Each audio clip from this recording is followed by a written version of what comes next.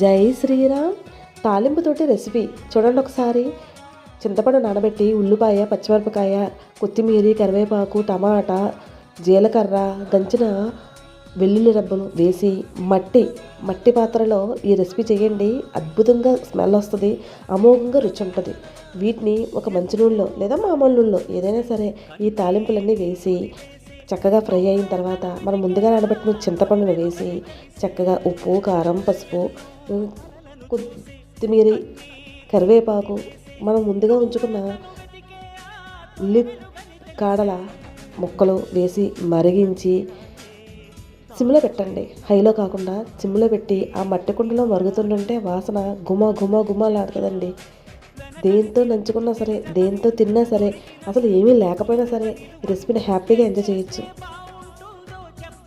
చూడండి మరి, చేసేయండి మరి, తినండి మరి.